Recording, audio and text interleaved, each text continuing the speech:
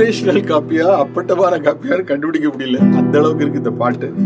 படமே காப்பி அடிச்சிருப்பாங்களா என்பதில்லை. படமும் அதே மாதிரி ஸ்டில் எல்லாம் பார்த்தா அப்படியே இருக்கு. அந்த கிழக்கே போகும் ரயில் அப்படியே தெரியுது. இது ஹிந்தியில் 1971 வந்த படம். கிழக்கே போகும் ரயில் 78 வந்த படம். இந்த படத்துக்கு பேர் Door Ka Rahi. Door Ka Rahi it's a very famous picture. Kishore Kumar நடித்து இசையமைத்த படம். எல்லா பாடல்களும் ஹிட் இந்த படத்தில். 1971 இந்த பாட்டை கேளுங்க. ஜின்னா ஜின் ஜின் ஜின்னாரா ஜின்னா ஜின் ஜின் ஜின்னாரா साथ तेरी है ऊपर वाला वही है तेरा रखवाला பூவரசம்பு பூத்தாச்சு உன்னுக்கு செய்தி வந்தாச்சு காவேரி போல பொங்குற மனசு பாடாதோ சிக்கு சிக்கு சிக்கு சிக்கு சிக்கு சிக்கு சிக்கு சிக்கு எப்படி அடிச்சிருக்காங்க பார்த்தீங்களா? படத்தையும் அடிச்சிட்டாங்க, பாட்டையும் அடிச்சிட்டாங்க. போங்க, அப்படியே இருக்கு. நீங்கள் எடுத்து பாட்டு கேட்டு பாருங்க, எந்த வித்தியாசம் டிஃப்ரென்ஸ் இல்லை. மிக சிறந்த இசையமைப்பாளர் அடிச்சிருக்காரு பாருங்க. 1971 இருந்து ஒரு பாட்டை ஒரு இசையமைப்பாளர் இசையமைக்கணும்னு அவருக்கு முதல்ல என்ன வேணும்? வந்து ஸ்டார்டிங் வேணுங்க, வேற ஒன்றுமே கிடையாது. ஸ்டார்டிங் ஒரு 2 லைன் கிடைச்சிட்டா அப்புறம் கிளைகள் அப்படி டக்கு டக்கு டக்குன்னு கொடுத்துடலாம். ஸ்டார்டிங் கிடைக்காது, அதுதான் பெரிய பிரச்சனை. இளையராஜா அவர்கள் எங்கே ஸ்டார்டிங் எடுத்திருக்காங்க பாருங்க, ஆச்சரியமாக இருக்கும் நமக்கு. இது 1971 வந்த படம். படம் பேரே தேவையில்லை, உங்களுக்கு தெரியும். இது இசை ஆர்.டி. பர்மன்.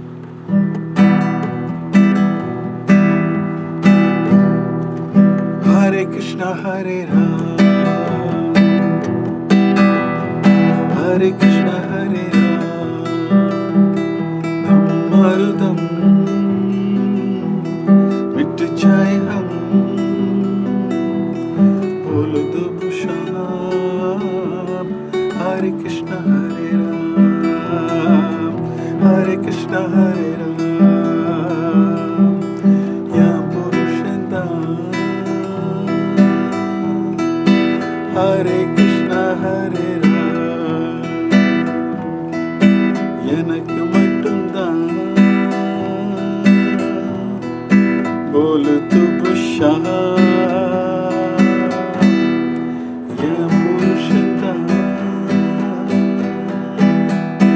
எனக்கு மட்டும்தான்.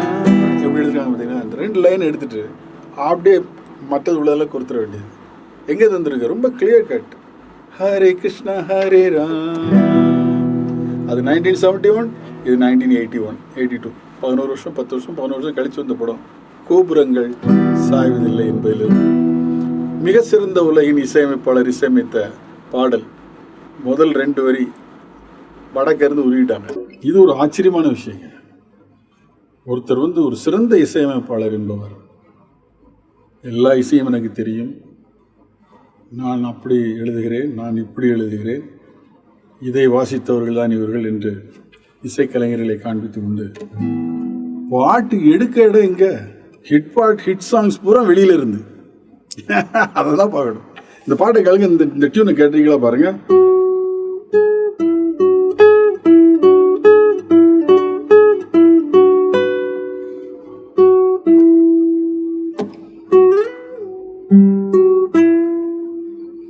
கேட்டிருப்பீங்க இந்த பாட்டு.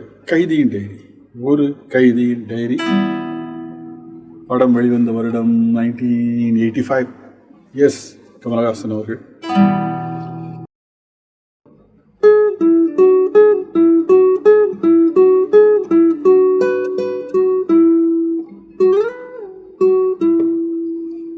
ஏபிசி நிவாசி எல்லாம் என் கைராசி. பாட்டு உங்களுக்கு தெரியும் என்ன படம் என்று. ஒரு கைதியின் டைரி 1985 ரிலீஸ் ஆன படம். அதுக்கு 15 வருஷம் முன்னாலே வந்து ஜான் பெசர்ட் அவருடைய மியூசிக்ல வந்தது. ஜான் பெசர்ட் 15 வருடம் முன்னால், அதாவது 1970 உள்ள மியூசிக் இது. ஜான் பெசர்ட் கம்போஸ் பண்ணது. நீங்கள் யூடியூப்ல போய் பார்க்கலாம். சேம் டியூன் அப்படியே, அச்சரம் நோட் பெசகாம அப்படியே இருக்கு. ஸோ ஆரம்பத்தில் இருக்க 2 லைன் எடுத்துக்கிட்டா போதும், முழு பாட்டை பெரிய ஹிட்ஸாக. இந்த பாட்டு பெரிய ஹிட். நம்ம நினச்சிட்டு இருக்கோம் இது ஒரிஜினலாக சிறந்த இசையமைப்பாளர் கையிலேருந்து வந்திருக்குன்னு. இல்லை, காப்பி, அப்பட்டமான காப்பி.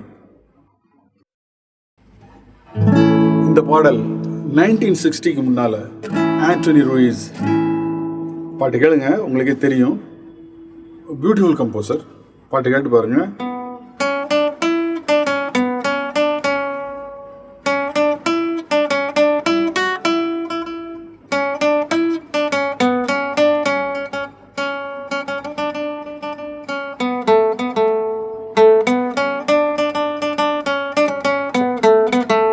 இது ஆண்டனி லூயிஸ். அப்படியே நம்ம மிக சிறந்த இசையமைப்பாளர் எடுத்து எனக்கு கண்டுபிடிக்க முடியல. 1960 முன்னால் உள்ள யார் போய் தோண்ட போறா?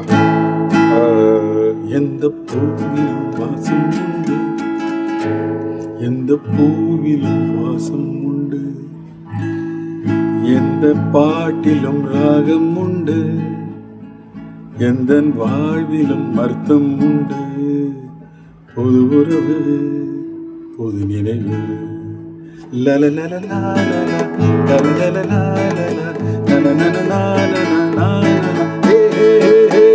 இணைச்சிட்டாரு.